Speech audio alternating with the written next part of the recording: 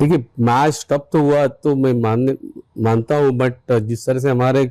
लोगों ने ये मैच जीता है, बहुत ही बेहतरीन तरीके से हमारे लोगों ने मैच जीता है। और इसका श्रेय मैं हमारे गेंदबाज को दूंगा और उसके साथ हमारे कप्तान को भी दूंगा। जिस तरह से दोनों प्रशिश कृष्णा और मोहम्मद सिराज ने गेंदबाजी की आज, बहुत ही बेहतरीन गेंदबाजी। यानी इतने कम स्कोर होने के बावजूद भी 35 रन चाहिए थे उनको और 4 विकेट उनके हाथ में थे, उसके बावजूद भी हम लोग ये मैच जीत गए, तो बहुत ही खुशी हुई मुझे आज। देखिए गिल के बारे में तो मैं यही कहूँगा कि गिल इस कैटेगरी में भी आया कि जैसे कि हमारे पहले के जो बहुत सारे गेंदबाज बैटर थे, यानी सनी गावस्कर लो आप,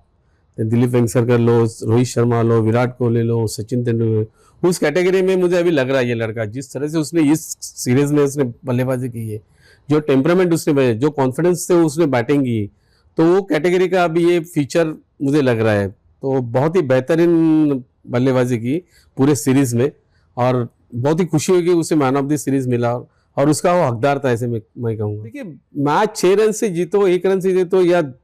50 रन से 100 रन से जीतो, मैच तो जीतना जरूरी था और मैच जीत गए, उसका हमको श्रेय देना चाहिए। हम लोग 6 रन से जीते, वो यही नहीं सोचना चाहिए कि हम लोग जीत गए,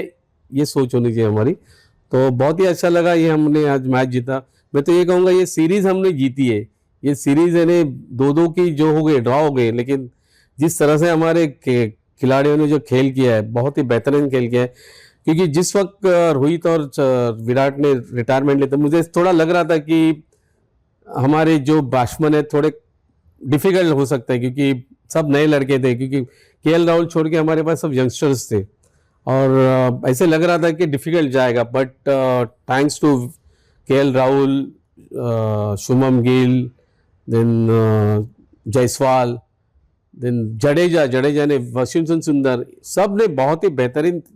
बल्लेबाजी की और हमको इस सीरीज में ड्रॉ करने की ये मिली। नहीं, मैंने कहा ना कि जिस कॉन्फिडेंस से हमारे गेंदबाज गेंदबाजी कर रहे थे और जिस कॉन्फिडेंस से हमारा कप्तान जो फील्ड पे दिख रहा था, जो कॉन्फिडेंस उसको दिख रहा था, उसने थोड़ा भी हॉट टेम्पर नहीं देख लगा, यानी कंट्रोल किया उसने पूरे गेम को, और उसकी वजह से ही हम लोग मैच जीते, ऐसे मैं कहूँगा। जिस तरह से वो गेंदबाज से बात कर रहा था हर वक्त, जो कॉन्फिडेंस गेंदबाज है, क्योंकि मुझे लग रहा है ये मेरे हिसाब से सेकंड रोहित शर्मा हो सकता है आने वाले दिनों में, क्योंकि जिस तरह से रोहित भी अपने खिलाड़ी को जो चीज़ से हैंडल करता था, उसी तरह से इस सीरीज में मैंने देखा मेरा शुभम में अच्छी तरह से अपने गेंदबाजों को हैंडल किया और ये सीरीज ड्रॉ की है। देखिए कैसे कि शुरू में मैंने कहा था ना, शुरू में तो लगा रहा था कि हमारी टीम नई नहीं है, सब नए बच्चे हैं और इंग्लैंड के क्लाइमेट में खेलना बहुत डिफिकल्ट क्रिकेट होता है, बट हमने वो सब, मुझे लग रहा था ऐसे, लेकिन सब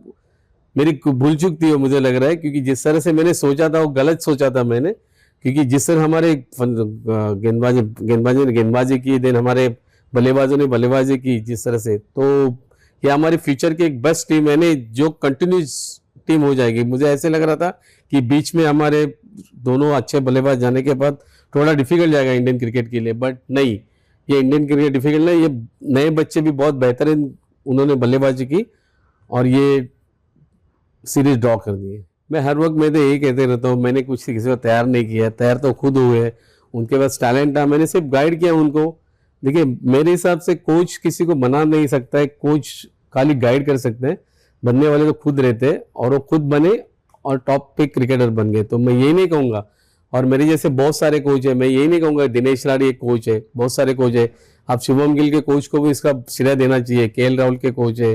जायसवाल के कोच है, जो जो इंटरनेशनल लेवल पे अच्छा परफॉर्म कर रहे हैं उनके कोच को भी आपने अप्रिशिएट करना चाहिए। दिनेश लाड़ अकेले ही कोच नहीं है, ये आप बात ध्यान में रखिए।